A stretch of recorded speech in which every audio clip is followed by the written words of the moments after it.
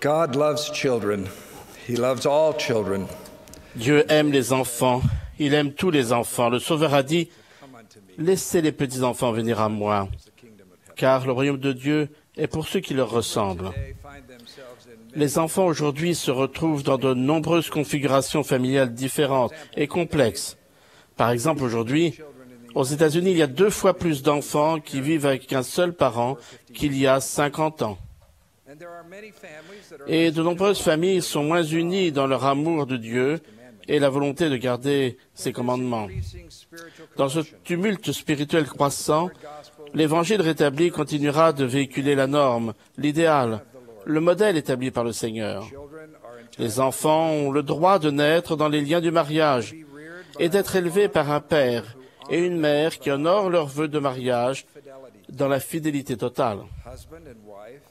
Le mari et la femme ont la responsabilité solennelle de s'aimer et de se chérir et d'aimer et de chérir leurs enfants.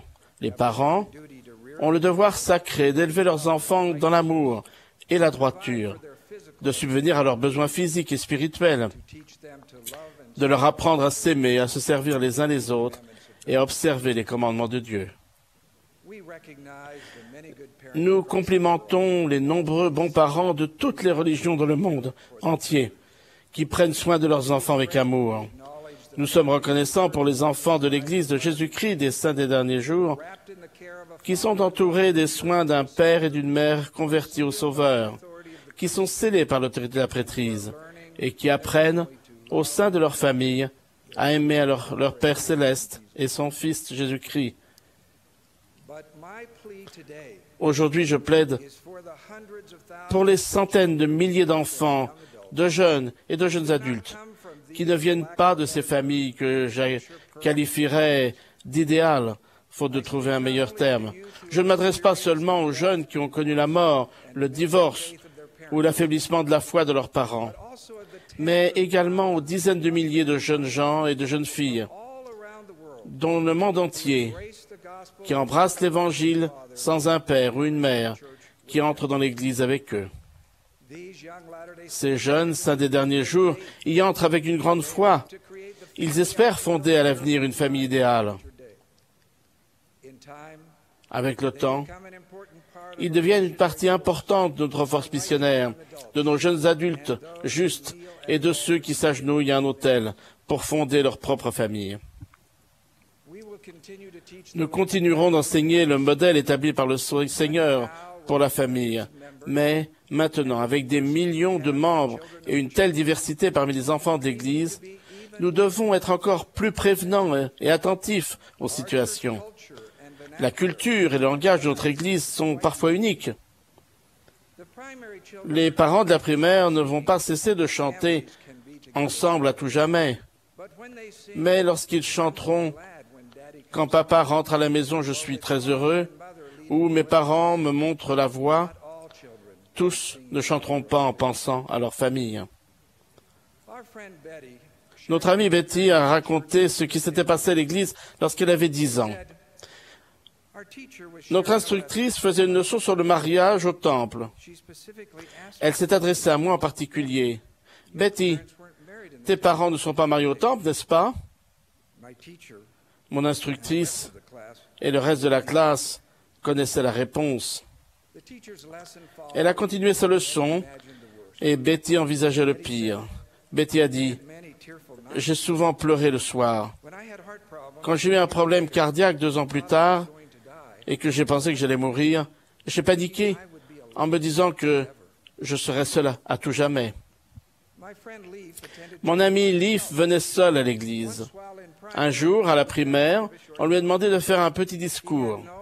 Il n'avait ni papa ni maman à l'église pour se tenir à ses côtés et l'aider s'il oubliait ce qu'il devait dire. Leaf était terrifié. Au lieu de se retrouver dans une situation embarrassante, il n'est pas allé à l'église pendant plusieurs mois. Jésus, ayant appelé un petit enfant, le plaça au milieu d'eux et dit, « Quiconque reçoit en mon nom un petit enfant, comme celui-ci, me reçoit moi-même. » Ces enfants et ces jeunes ont la bénédiction d'avoir un cœur disposé à croire et des dons spirituels profonds. Leaf m'a dit, « Je savais dans mon fort intérieur que Dieu était mon Père, qu'il me connaissait et qu'il m'aimait. » Notre amie Véronique a dit, « Lorsque j'étudiais les principes de l'Évangile et le livre de Mormon, c'est comme si je me souvenais de ce que je savais déjà, mais que j'avais oublié. » Notre amie Zuleika vient d'Alegrete au Brésil. Bien que sa famille ne soit pas religieuse, à l'âge de 12 ans, Zuleika a commencé à lire la Bible et à se rendre dans des églises locales, cherchant à en apprendre davantage sur Dieu. Avec la permission réticente de ses parents, elle a suivi les leçons des missionnaires, a acquis un témoignage et s'est fait baptiser. Elle m'a dit, pendant la leçon, on m'a montré une photo du temple de Salt Lake City et on m'a parlé des ordonnances de scellement. Dès cet instant, a-t-elle dit, j'ai eu le désir d'entrer un jour dans la maison du Seigneur et de fonder une famille éternelle. Même si la situation sur terre d'un enfant n'est pas idéale, son ADN spirituel est parfait, du fait de son identité véritable de fils ou de fille de Dieu. Le président Monson a dit, « Aidez les enfants de Dieu à comprendre ce qui est vrai et important dans cette vie. Aidez-les à acquérir la force de choisir des chemins qui les conduiront en toute sécurité à la vie éternelle. Ouvrons nos bras et notre cœur un peu plus grand. Ces jeunes ont besoin de notre temps et de notre témoignage. » Brandon, qui est devenu membre de l'Église au Colorado quand il était à l'école secondaire, m'a parlé des personnes qui lui ont tendu la main avant et après son baptême. Il a dit, « J'étais chez des familles qui vivaient l'Évangile. Cela m'a montré une façon de vivre qui me semblait que je pourrais avoir dans ma propre famille. » Véronique, née en Hollande, allait à l'école secondaire avec notre fille Kristen lorsque nous habitions en Allemagne. Véronique a fait la remarque suivante. Une lumière émanait des élèves qui étaient membres de l'Église. J'ai fini par me rendre compte qu'elle venait de leur foi en Jésus-Christ et de leur respect de ses enseignements. Mon ami Max s'est fait baptiser à l'âge de 8 ans. Son père n'était membre d'aucune église et Max pouvait aller à l'église ou ne pas y aller. Adolescent, après être resté à l'écart pendant plusieurs mois, Max a eu le sentiment qu'il devait retourner à l'église et a décidé un dimanche matin de le faire. Mais sa détermination a flanché quand il approchait de la porte d'entrée et son estomac s'est contracté. Là, debout à la porte, se trouvait le nouvel évêque. Max ne le connaissait pas. Il était sûr que celui-ci ne le connaissait pas non plus. Lorsque Max s'est approché, le visage de l'évêque s'est éclairé. Il a tendu la main en disant, « Max, que je suis content de te voir. » Max a dit, « Quand il a dit cela, j'ai été envahi par une sensation de chaleur et j'ai su que j'avais fait le bon choix. » Connaître le nom de quelqu'un peut changer les choses. Et Jésus commanda qu'on lui amenât les petits-enfants, et il les prit, un par un, et les bénit, et pria le Père pour eux. Et lorsqu'il eut fait cela, il pleura. À la demande de leurs parents, de nombreux jeunes qui aiment l'Évangile attendent des années pour se faire baptiser. Les parents d'Émilie ont divorcé lorsqu'elle était enfant, et ce n'est qu'à l'âge de 15 ans qu'elle a eu la permission de se faire baptiser. Notre amie Émilie parle avec enthousiasme d'une dirigeante des jeunes filles qui lui a toujours tendu la main et l'a aidé à renforcer son témoignage. Colter et Preston sont des adolescents qui habitent en Utah. Leurs parents sont divorcés et ils n'ont pas eu la permission de se faire baptiser. Bien qu'ils ne puissent pas distribuer la Sainte Seine, chaque semaine, ils apportent le pain. Et bien qu'ils ne puissent pas entrer dans le temple pour faire des baptêmes avec les jeunes lorsque leur paroisse s'y rend, les deux frères trouvent des noms de leur famille au centre d'histoire familiale, à la porte à côté. La plus grande influence qui permet à nos jeunes de se sentir intégrés est celle d'autres jeunes justes. Je termine par l'exemple d'un nouvel ami, quelqu'un que nous avons rencontré il y a quelques semaines, pendant que nous visitions la mission de Lusaka, Zambie. Frère Joseph Sanguba vient d'Ouganda. Son père est mort lorsqu'il avait 7 ans. À l'âge de 9 ans, sa mère et ses autres parents ne pouvant plus s'occuper de lui, il s'est retrouvé seul. À 12 ans, il a rencontré les missionnaires et s'est fait baptiser. Joseph m'a raconté sa première journée à l'église. Après la réunion de Sainte-Seine, j'ai pensé qu'il était temps de rentrer à la maison, mais les missionnaires m'ont présenté à Joshua Valosimbi. Joshua m'a dit qu'il allait être mon ami et m'a donné un recueil de chants pour les enfants afin que je n'ai pas arrivé à la primaire les mains vides. À la primaire, Joshua a installé une chaise supplémentaire à côté de la sienne. La présidente de la primaire m'a demandé de me mettre devant et a demandé à toute la primaire de me chanter « Je suis enfant de Dieu ».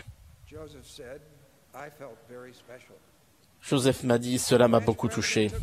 Le président de branche a amené Joseph chez sa famille, la famille de Pierre Mungoza, et c'est devenu son foyer pendant les 4 années suivantes. 8 ans plus tard, frère Joseph Sangumba a commencé sa mission. À sa grande surprise, son formateur était frère Joshua Walosimbi, le garçon qu'il avait si bien accueilli son premier jour à la primaire. Et son président de mission, c'était le président Leif Erikson, le petit garçon qui n'était plus allé à la primaire parce qu'il était terrifié à l'idée de donner un discours.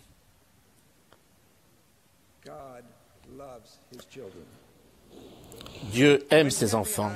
Lorsque Cathy et moi étions en Afrique, il y a quelques semaines, nous sommes allés à Munjimayi, en République démocratique du Congo. Du fait que l'église n'était pas assez spacieuse pour les 2000 membres, nous nous sommes réunis à l'extérieur, sous des bâches de plastique soutenues par des piquets de bambou. Lorsque la réunion a commencé, nous pouvions voir des dizaines d'enfants qui nous regardaient, accrochés aux barres de fer de la clôture qui entoure la propriété. Cathy a murmuré doucement. « Neil, penses-tu que tu pourras inviter les enfants à entrer ?» Je me suis adressé au président de district, frère Kalonji, sur l'estrade, et je lui ai demandé s'il serait d'accord pour que les enfants qui étaient à l'extérieur de la clôture viennent nous rejoindre. À ma grande surprise, à l'invitation du président Kalonji, les enfants sont non seulement venus, mais ils sont venus en courant, peut-être une centaine, certains avec des habits en haillons et pieds nus, mais tous avec un beau sourire et une mine réjouie. J'ai été très ému par cette expérience et j'y ai vu le symbole de la nécessité de tendre la main aux jeunes qui se sentent seuls, abandonnés ou à l'extérieur de la clôture. Pensons à eux, accueillons-les, prenons-les dans nos bras et faisons tout ce qui est en notre pouvoir pour affermir leur amour pour le Sauveur. Jésus a dit, « Quiconque reçoit en mon nom un petit enfant comme celui-ci me reçoit moi-même. » Au nom de Jésus-Christ, Amen.